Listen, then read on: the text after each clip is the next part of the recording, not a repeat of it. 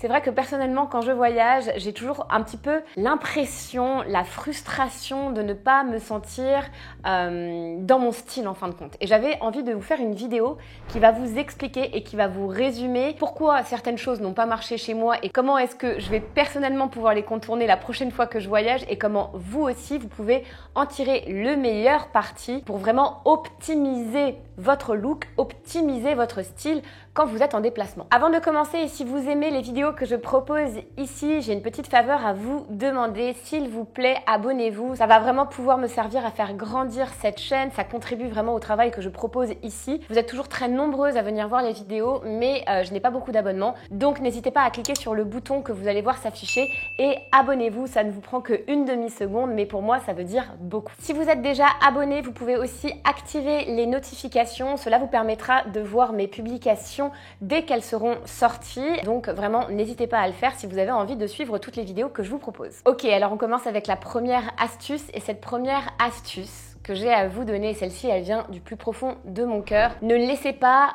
tomber vos habitudes de vie. Alors qu'est-ce que ça veut dire? Ne laissez pas tomber les activités sportives que vous faites, ne laissez pas tomber vos habitudes, que ce soit par exemple prendre des compléments alimentaires ou alors manger sainement, voilà, toutes vos habitudes qui font que vous vous sentez bien dans la vie que vous menez au jour le jour, mais que vous vous sentez complètement HS et déconnecté quand vous voyagez, que ce soit un voyage qui est d'une semaine ou même de plusieurs semaines. Personnellement, j'ai passé plusieurs semaines et je pense que c'était peut-être un petit peu trop long en France. J'ai passé en tout 5 semaines et j'ai oublié, vraiment, j'étais dans un espèce de microcosme, j'ai oublié toutes les habitudes de vie qui font que je me sens bien au quotidien. Je me rends compte que je suis très routinière, peut-être qu'avec l'âge aussi, je rentre dans des routines qui vont être un petit peu plus strictes et elles me font du bien. Je sais que ces routines sont là pour me faire du bien. Par exemple, je n'ai pas ou presque pas fait de yoga ni d'étirement pendant les 5 semaines de vacances que j'ai passées en France. Et franchement, c'était une très mauvaise idée de ma part. Surtout que maintenant, je trouve qu'avec les applications qu'on peut avoir, c'est facile de continuer à faire de sport, même si on ne peut pas aller à sa salle de sport, même si on ne peut pas aller à son studio de yoga. Il existe notamment des applications que vous connaissez sûrement. Et puis, il existe aussi des petites créatrices de contenu qui nous proposent des applications vraiment bien faites. Je pense notamment à Jade, qui est l'une de mes profs de yoga, Jade Kato, et elle a une super application dans laquelle elle donne des cours. Elle upload, il me semble, à peu près un cours par semaine, ce qui fait que vous avez un rendez-vous. Certains cours sont en live, donc si vous manquez de motivation, vous pouvez retrouver le groupe de femmes qui se retrouvent en ligne. Et franchement, ça, je m'en veux. Je pense que j'aurais vraiment dû suivre son cursus puisque je le fais en temps normal quand je suis dans ma routine quotidienne ici à l'île Maurice, mais je ne l'ai pas fait pendant les vacances parce que le cerveau en ébullition, trop prise par le quotidien. Et franchement, je dois le dire, j'ai eu certains gros coups de mou pendant mon voyage où je me sentais complètement désorientée, où je me sentais en baisse de morale. Et je pense que c'est surtout dû à ce manque de yoga en fait pour moi. C'est l'un de mes socles, c'est l'un de mes piliers et je m'y reprendrai pas 2 fois la prochaine fois, c'est sûr et certain.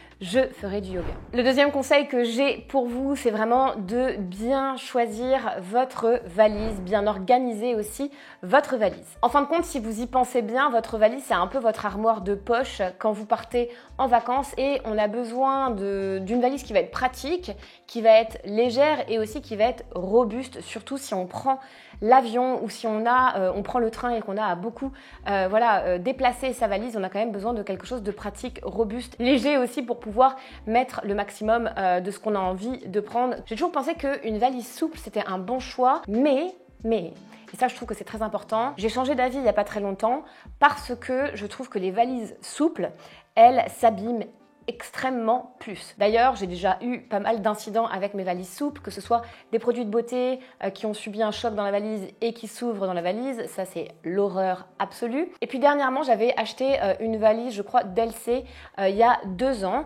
J'ai dû voyager à peu près 3-4 fois avec et là, elle a rendu l'âme. Il y a une roue qui ne fonctionne plus du tout. Donc le constat est clair, je me suis dit je vais passer à la valise à coque parce qu'elle est beaucoup plus résistante vu qu'elle n'est pas faite en maille et elles sont peut-être un petit peu plus chères vu que les valises souples sont toujours les premiers prix sur le marché et je dois dire que j'ai été vraiment conquise par la facilité déjà pour se déplacer avec ce genre de valise et aussi l'esthétique de cette valise. Vous connaissez peut-être Eminent, c'est une marque qui est établie depuis 40 ans dans le domaine de la bagagerie et ils offrent un très bon rapport qualité-prix. Ce qui m'a convaincu d'opter pour ce modèle-là de chez Eminent, c'est qu'il y a eu en fait un test de fait par le site de BFM, donc de BFM TV, et elle a été élue meilleure valise de 2024 en termes de durabilité face à une dizaine d'autres valises qui sont assez aussi populaires sur le marché. Alors les atouts de ce modèle, c'est qu'il est en polycarbonate et c'est la matière la plus résistante, celle qui résiste le plus au choc du marché. La deuxième chose qui est top par rapport à cette valise, c'est qu'on a en fait un verrouillage TSA qui est inclus dans la valise. Ce que j'aime particulièrement avec cette valise, c'est aussi les 4 roues multidirectionnelles et ce qu'on n'a pas du tout en fait sur les valises qui vont être avec des matières molles. Enfin celle-ci, elle se conduit, j'ai envie de dire, un petit peu comme la yo-yo. Je sais pas si vous avez des enfants ou si vous avez déjà manipulé une poussette yo-yo, c'est extrêmement facile à naviguer et c'est exactement la même chose avec ces valises. Même si elles sont pleines, on peut les faire tourner, on peut les faire rouler sur les 4 roues et c'est très facile. J'ai toujours convoité ces femmes qu'on voit dans les aéroports et qui avancent comme ça, qui sont super bien habillées et qui avancent comme ça avec leurs 2 valises et on a l'impression que c'est hyper fluide, que tout est simple et je pense que cette valise, c'est exactement ce genre de valise, ça simplifie la vie. Cette vidéo est en collaboration avec Eminent et si vous avez envie de retrouver le modèle que j'utilise, vous pouvez regarder juste en dessous. Il existe dans plein de couleurs différentes et aussi dans 3 tailles différentes. Moi, j'ai opté personnellement pour la grande taille vu que je prends l'avion souvent et que voilà, comme je vous le disais, je suis pas minimaliste, mais aussi pour la plus petite taille parce que c'est une valise qui est parfaite pour la cabine. Mais apparemment, leur modèle le plus populaire, c'est la Vertica de taille moyenne. Donc vous pourrez retrouver les dimensions et aussi le poids de chaque valise sur le site de Eminent directement. Alors maintenant, j'avais envie de vous montrer les 2 techniques pour pouvoir faire votre valise. Je trouve qu'il y a vraiment 2 écoles et on va pouvoir venir soit adopter la première technique, soit adopter la deuxième technique, soit faire un petit peu un mélange des deux comme j'ai pu faire. La première technique, c'est la technique, j'ai envie de l'appeler de la lasagne. Vous savez, c'est la technique que ma maman m'a expliquée, celle qu'elle préfère, parce que c'est la technique qui va vous faire gagner le plus de place. C'est là où vous allez pouvoir mettre le plus de choses dans votre valise. En fait, plutôt que de venir plier les vêtements, on va venir les étendre sur toute la longueur de la valise et on replie les extrémités et on fait comme ça une petite lasagne avec tous nos vêtements. Ensuite, on vient caser un petit peu sur les côtés ou là où il y a des trous, les accessoires. Je trouve que c'est une technique qui marche très bien si vous n'avez pas envie d'avoir des vêtements qui sont froissés, en tout cas de minimiser le froissage des vêtements, ça marche plutôt bien. Et puis la deuxième chose, c'est une technique qui marche bien en mode hôtel, en mode j'ai de la place pour venir m'étaler. Et si vous avez de la place, par exemple quand vous allez chez quelqu'un ou quand vous êtes à l'hôtel ou si vous êtes dans un Airbnb, vous savez qu'il va y avoir suffisamment de place. Là, ça convient bien. Par contre, je trouve que c'est pas du tout une valise qui se prête justement au mode je vis dans ma valise. Donc si vous avez plusieurs déplacements au sein du même voyage ou si en fait vous pouvez pas venir trop vous étaler parce que peut-être que la garde-robe du Airbnb, que la garde-robe de là où vous allez, eh bien, elle est déjà utilisée. Vous pouvez utiliser ces petites pochettes de rangement. Je trouve ça extrêmement pratique. Par contre, attention, ça prend un petit peu plus de place dans la valise, mais vous avez tout déjà qui est rangé et catégorisé. Moi, j'ai plusieurs pochettes comme celle-ci et vous pouvez les retrouver très facilement sur Amazon. Je vous donnerai un lien si vous le voulez. Moi, je les ai achetées sur Amazon, ça me convient très bien. Et donc, du coup, ce que vous allez faire, c'est que vous allez faire une catégorie bas, une catégorie haut, une catégorie sous-vêtements, une catégorie aussi peut-être pour les accessoires, une catégorie bien sûr pour les chaussures. Et donc vous pouvez comme ça compartimenter votre valise et je trouve ça extrêmement utile. La troisième chose que vous devez faire pour bien préparer votre valise et vous sentir au top de votre style et de votre forme quand vous voyagez, c'est d'anticiper. Et là je pense que je suis assez mauvaise là-dedans. Quand on anticipe selon 3 catégories. La première catégorie, c'est la météo. La deuxième catégorie, c'est l'ambiance générale du lieu où vous allez vous rendre. Et la troisième catégorie, c'est les activités que vous allez faire. Si vous prenez des pièces que vous avez absolument envie de porter, mais que vous imaginez mal en fait l'ambiance dans laquelle vous allez pouvoir vivre, eh bien vous allez faire des petites erreurs comme moi. Je vous explique, j'ai pris par exemple plein de bas, mais des bas assez formel en fin de compte. Je sais pas pourquoi j'ai fait ça. J'ai pris un short blanc que j'adore, mais qui se prête très bien à l'île Maurice et très bien à Paris aussi. Pas du tout par rapport à l'atmosphère dans laquelle j'étais, qui était beaucoup plus familiale, dans laquelle on a fait beaucoup de sorties avec les enfants, etc. Le blanc, déjà, c'est une mauvaise idée. Je n'ai pas pris mon short en jean, le short en jean que je porte très facilement ici, qui est vraiment mon short à tout faire. Et dès qu'il fait chaud, je trouve qu'il est élégant, il est bien coupé et ça marche bien. Et je l'ai pas pris. Et franchement, presque tous les jours, je me suis dit, mais en fait, là, il me manque mon short en jean pour faire que cette tenue marche et qu'elle soit 100% cohérente à l'image que j'ai envie d'avoir. Et puis, bien sûr, l'ambiance, ça va un petit peu avec les activités. Quoique, si on voyage dans une grande ville, on peut faire une grande ville de 1000 façons différentes en fonction des activités qu'on va prévoir, en fonction des gens avec qui on est. Mais personnellement, j'avais mal prévu les activités. Je suis allée à Astérix avec le seul short que j'avais pris, donc le short blanc.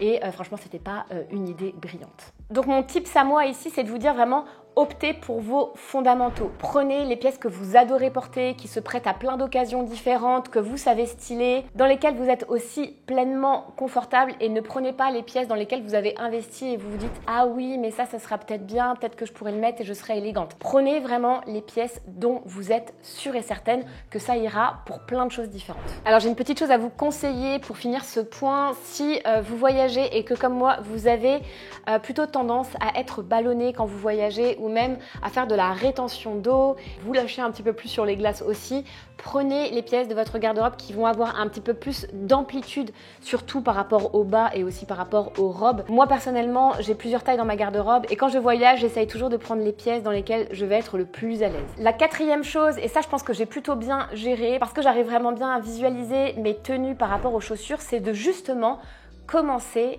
par les chaussures. Quand vous faites votre valise, en fait, de vos chaussures va découler toutes les tenues. La chaussure, quand on voyage, elle est extrêmement importante. Vous avez besoin de chaussures dans lesquelles vous êtes confortable, parce que vous allez sûrement marcher, parce que vous allez sûrement explorer, parce que vous allez faire des activités. Vous avez besoin de confort avant tout. Vous avez aussi besoin de chaussures Joker qui, en termes de couleur et en termes de matière, vont se prêter à beaucoup de tenues différentes. Je vous le rappelle, mais j'ai une vidéo qui vous présente pour moi toutes les chaussures Joker, donc les gros basiques, les intemporels des chaussures que vous devriez avoir dans votre garde-robe. Et je pense que c'est dans ces chaussures qu'on doit aller chercher. Personnellement, et comme vous pouvez le voir, j'ai opté pour une paire de tennis kaki qui pour moi vont vraiment avec tout. Une paire de ballerines qui vient de chez Zara de cette saison, mais que j'ai complètement bousillé. Je ne sais pas combien de pas j'ai fait dans ces ballerines pendant tout mon périple, mais c'est la paire que j'ai portée le plus quand j'étais en France. Elle est d'ailleurs maintenant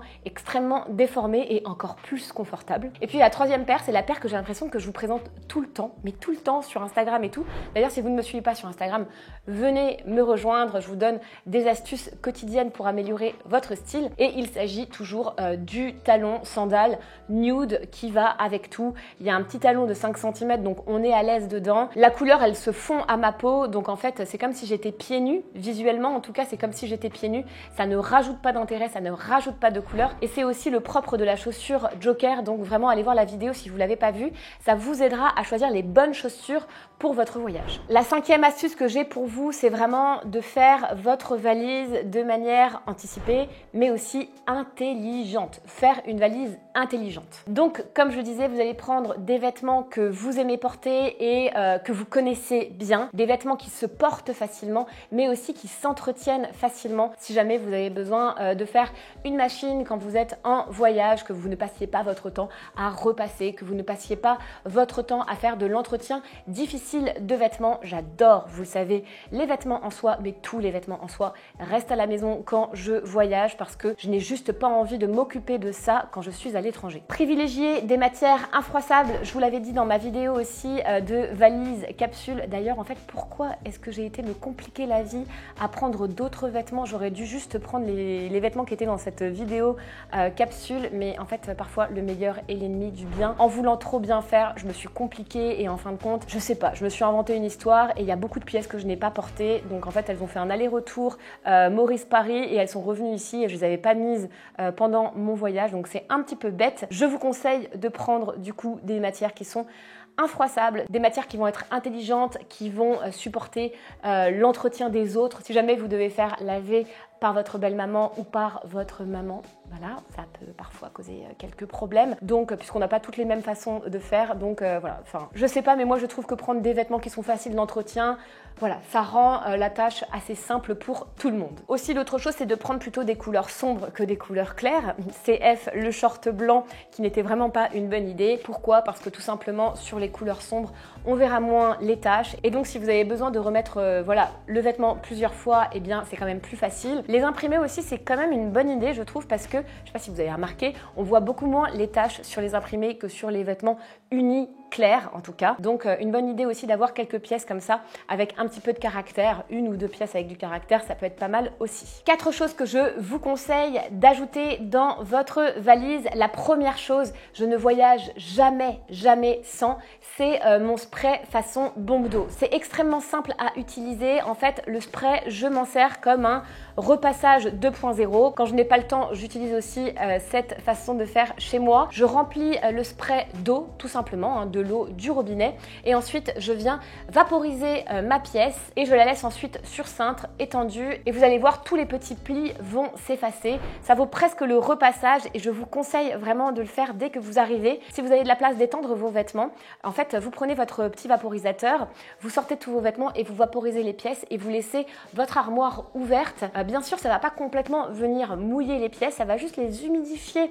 un petit peu pour détendre la matière et comme ça, vous n'aurez plus de plis. C'est vraiment magique et c'est un gain de temps énorme cette astuce. La deuxième chose que je prends toujours, c'est un sac en plus. Donc un sac souple en plus, ça peut servir pour aller à la plage, ça peut servir pour aller faire le marché, ça peut servir pour mettre du linge sale de côté, ça peut vous servir pour plein de choses différentes et c'est bien d'en avoir, je dirais même 1 ou 2 dans votre valise. Ça prend pas trop de place, mais ça peut vraiment vous sauver la mise. La troisième chose que je vous conseille d'apporter, c'est un maillot de bain. Peu importe la saison, peu importe l'occasion. Ça se trouve, vous irez dans un hôtel, il y aura peut-être un spa, il y aura peut-être un jacuzzi, il y aura peut-être un hammam, il y aura peut-être un sauna, il y aura peut-être une piscine. Peut-être que vous irez chez des amis et que leur voisin a une piscine, leur maman a une piscine. Ça m'est arrivé cet été, j'étais chez une amie et sa maman avait une piscine. J'étais bien contente de pouvoir du coup avoir mon maillot de bain pour voilà, profiter pleinement de cette expérience. Et puis la quatrième chose à prendre, c'est une tenue de sport. Bah oui, parce que si vous prenez votre tenue de sport, ce sera beaucoup plus facile de garder vos habitudes de vie saines. Donc pensez vraiment à aussi emmener avec vous votre tenue de sport favorite. Petite parenthèse par rapport aux accessoires et notamment aux bijoux. Personnellement, ce que je préfère faire, c'est partir avec un set. Donc vraiment des petites boucles d'oreilles et 2 colliers que je vais pouvoir porter de plein de façons différentes et partir vraiment avec ces colliers-là pendant le voyage et les porter pendant tout le voyage. Après, si vous avez envie d'aller plus loin et que vous avez besoin d'emmener d'autres choses, vous pouvez opter pour les petits rangements pour les bijoux qui sont comme ça et dans lesquels vous allez pouvoir venir organiser tous vos bijoux à l'intérieur et faire qu'ils restent bien rangés et aussi pouvoir y accéder très facilement quand vous voyagez. La 6e et dernière astuce de cette vidéo, c'est comment bien penser sa trousse beauté. Alors moi, j'ai une façon de faire qui, je trouve, marche très bien maintenant. En fait, j'accumule pendant l'année des petits échantillons, que ce soit des petits échantillons de savon, que ce soit des petits échantillons de parfum, que ce soit des travel size pour des crèmes, des choses comme ça. Et je les mets de côté dans une trousse qui va rester telle quelle et qui sera prête si jamais j'ai un week-end, si jamais j'ai un voyage qui arrive. Ce qui veut dire que je ne prends aucun de mes produits du quotidien. Je sais que certaines personnes achètent des petits flacons et qu'elles vont venir du coup les remplir avec les produits qu'elles utilisent au quotidien. Ça peut aussi marcher, mais je trouve que cette méthode un peu plus flemmarde, ça marche bien aussi. Surtout que du coup, ça optimise grandement la place dans la valise vu que du coup, tout est en mini. Après, si je reste un petit peu plus longtemps, je rachète les produits sur place et souvent, je les laisse sur place parce que je ne veux pas avoir un incident dans ma valise.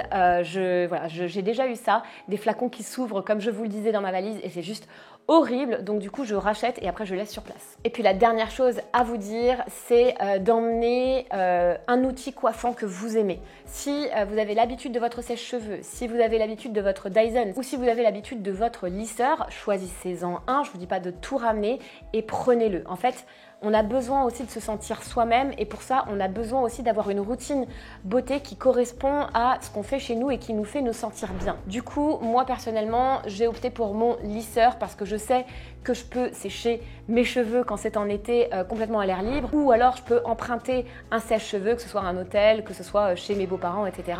Et ensuite, je peux venir faire le style que j'ai envie de faire avec mon lisseur, parce qu'avec mon lisseur, j'arrive à boucler mes cheveux et aussi à lisser mes cheveux. Donc ça prend un petit peu de place. C'est sûr que c'est pas la façon la plus minimaliste de faire, mais si vous avez envie de rester un petit peu dans votre énergie esthétique à vous, prenez un de ces outils qui vous fait plaisir, choisissez-en un et prenez-le. J'espère que cette vidéo vous aura plu. N'hésitez pas à me laisser un commentaire pour me dire comment vous avez l'habitude de voyager et quelles sont vos meilleures astuces. Et pour ma part, je vous laisse et je vous dis à la semaine prochaine pour une nouvelle vidéo.